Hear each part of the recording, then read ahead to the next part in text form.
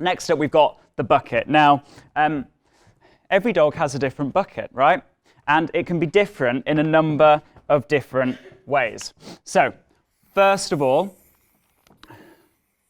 we've got the size of the bucket. Now, raise your hand if your dog has a huge bucket that never gets filled. Brilliant. Raise your hand if your dog has a shot glass for a bucket. So, as you know, that can be a difference between dogs, and it's really important to bear that in mind and actually do something about it. It's one thing to be aware, but then I'd be thinking with a shot glass size bucket, I'd be thinking I'm going to keep my training sessions really short. I'm going to make sure that I'm utilising that idea of if they fail, then they're going to get a consolation prize, because otherwise I'm paying into the bucket as well. I also will think about situations that I'm putting that dog in, and are they classic? Are they stressful? Are they necessary? Are they going to aid to her day, or are they going to take away from her day? Am I setting them up correctly? Sometimes, and I obviously, we have a huge training centre. Sometimes I'll see a client and I'll say to them, actually, this dog really doesn't suit this environment. And actually, this dog would suit one-to-one coaching, or this dog would suit maybe coming down on their own. But really, the training class or the group environment isn't for them. So please, please, please, as much as I love you in my group, please take this as this is not the right scenario for your dog. And I think so many people put their dogs into like small class situations that just don't suit them. And we have a huge class situation. I was talking to Manza last night over dinner, and we had this great discussion about how basically when they're trying to maybe back some ponies, actually even just getting the saddle out will cause the pony that Manza's working with to actually just walk away and leave the situation, and actually realising that saddle is filling the bucket. And so this isn't just in dogs we're talking here, this is animals. And I love the other thing, I just have to very quickly add tangent, love the fact that we're doing cardboard chaos with ponies. And we've gone from the point that the pony sees the cardboard chaos and makes the noise when she saw the cardboard at first. What was the noise at first? Just louder, Amanda. One more. That was good. One more, louder. That was the first noise. And then, by the end of it, Amanda, what was she doing with the cardboard? She'll drag me into the pile of boxes. So the pony is now dragging to the pile of boxes to go and create chaos. Like, I love that this is the bucket is something we can use across everywhere. And so for me, what you're seeing in the horses, the fact they're leaving situations, are we aware of it? So the bucket is something, again, are you aware of it? What is filling your dog's bucket? And when we think about concepts, we can actually do something about this, because if we think about what the size of the bucket determines, when it overflows, they can no longer think, right? So actually, all the size of your dog's bucket is their ability to think in arousal, to think in stress, positive or negative, okay? Now, we've then got a second concept that relates to the bucket that can be different between dog and dog, from dog to dog, and that is the size of the hole in the bottom of the bucket. Now, whose dog has a big hole in the bottom of their bucket? Good. I like this. Whose dog has a tiny hole in the bottom of their bucket? I like this too. Matt wants to say something.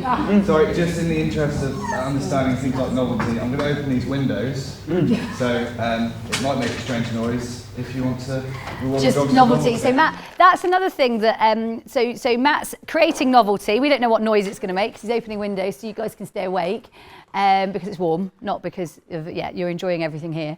But actually just being aware of novelty, because for our house, if even we have a couple of people that are in and out of the house, they'll really set up well. So they'll come in, as soon as they come in the house, our guys in our house, they don't knock because they work with us, so they're in and out quite a lot, the team at home. But they'll come in, and immediately on coming in, they'll talk.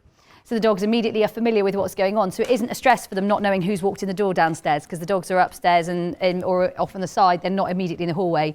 Those sorts of things, pairing novelty with reinforcement's a really good thing. So pairing that novelty with reinforcement at any point. If you get a chance to do that with your dogs, do it. So how big the hole is in the bottom of the bucket determines how quickly your dog is able to recover from stressful events, how quickly that bucket will empty. And sure, we could talk about a hole in the bottom of the bucket, but actually the concept here is arousal up, arousal down, right? How quickly they can switch up, how quickly they can switch down, determined by the hole in the bucket. Now, the final thing that is that comes in that we have to think about with a bucket and training different dogs and new dogs is How full is that bucket normally? Like, what is their natural state? Because for sure, from my perspective, from a personal perspective, my bucket is nearly always quite full of quite like positive, like excitement, energy. And I'm very, very aware of that. And for some dogs, that's the case as well, in that they might have quite a big bucket, but it's nearly always quite full because they find the world so exciting, or they find the world so stressful. So the fill of the bucket is the other thing to think about. And when we think about a concept for that, well, the concept is, of course, calmness. How full is that bucket? So while you might think that this is like a static thing, actually, it can completely change. And it can change. You could get a regression. You could build your dog's bucket up and it could have a massive hole in the bottom and it's always empty and life's great. And then they just have a few bad weeks or even a few bad things in a day and you feel like you're starting from scratch again. And sometimes what I would say, you do have the odd event that might happen that actually does change the situation for you.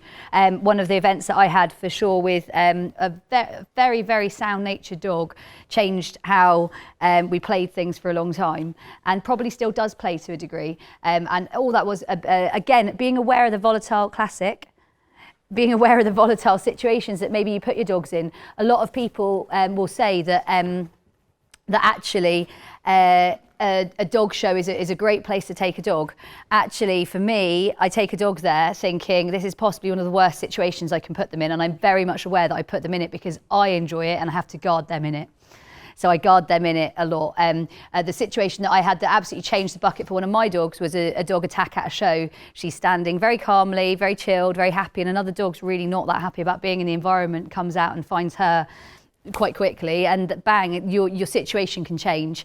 And I went from a very, very confident, happy-go-lucky dog, and in that moment, one-time learning can happen. So just being aware that those things change. She is a dog I still compete with, she's fantastic, but being aware of the situations we put them in and actually how to look after them, because that does affect all of this.